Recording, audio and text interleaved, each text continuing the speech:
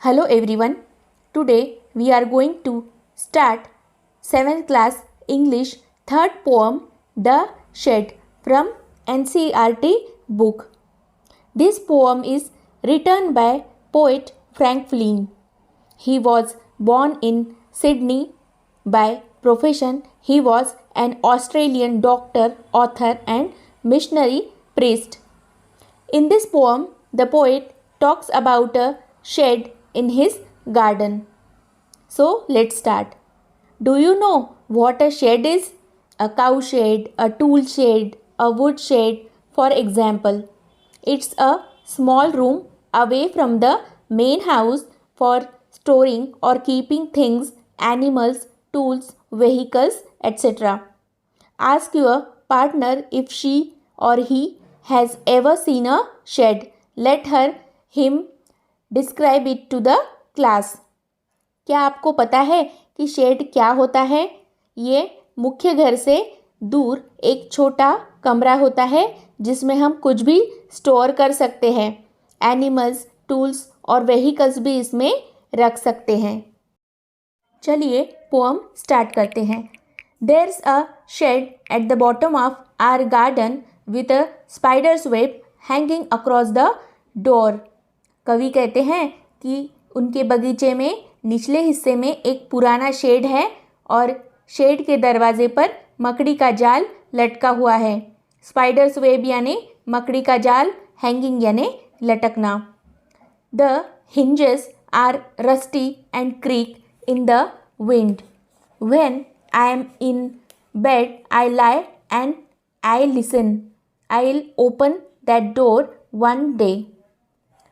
अब hinges यानी वो जॉइंट जिससे दरवाज़ा और दीवार आपस में जोड़े जाते हैं.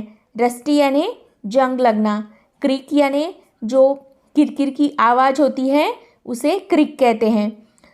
तो कवि यहाँ कहते हैं कि दरवाजे के जो जॉइंट्स होते हैं उस पर जंग लग चुकी है और जब हवा आती है तब वो किरकिर जैसी आवाज़ करते हैं.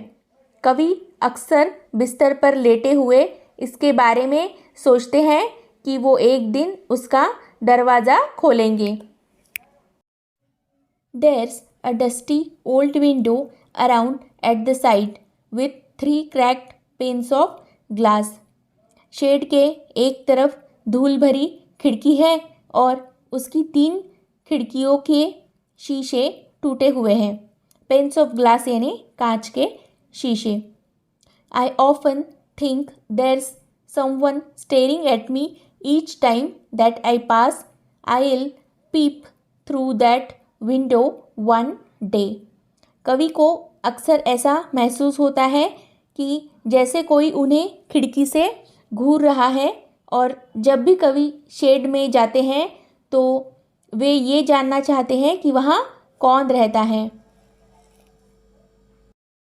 My brother says there's a ghost in the shed who hides under the rotten floorboards. कवि के भाई ने उन्हें बताया कि शेड के अंदर एक भूत है जो सड़े हुए फर्श के नीचे छिपा है. रोटन यानी सड़ा हुआ, फ्लोरबोर्ड्स यानी फर्श. And if I ever dare to set foot inside he'll jump out and chop off my head. But I will take a peek one day. और यदि कभी शेड में प्रवेश करने की हिम्मत करता है तो भूत उसका सिर काट देगा. इन चेतावनियों के बावजूद कवि शेड में जाकर अंदर झांकना चाहता है, जानना चाहता है कि वहाँ कौन है. I know that there isn't really a ghost.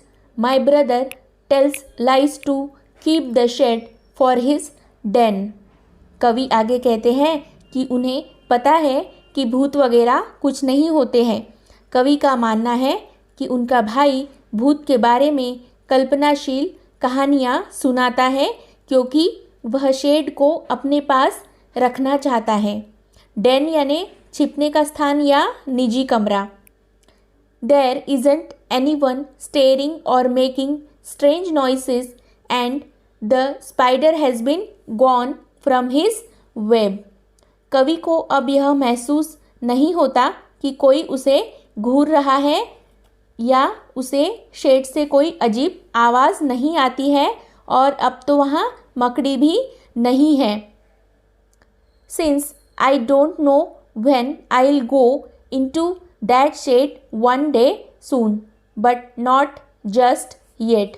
अब कवि शीघ्र ही वहाँ पर अंदर जाने वाले हैं। इस तरह से हमारी कविता यहाँ समाप्त होती है। मिलते हैं नए वीडियो के साथ। धन्यवाद।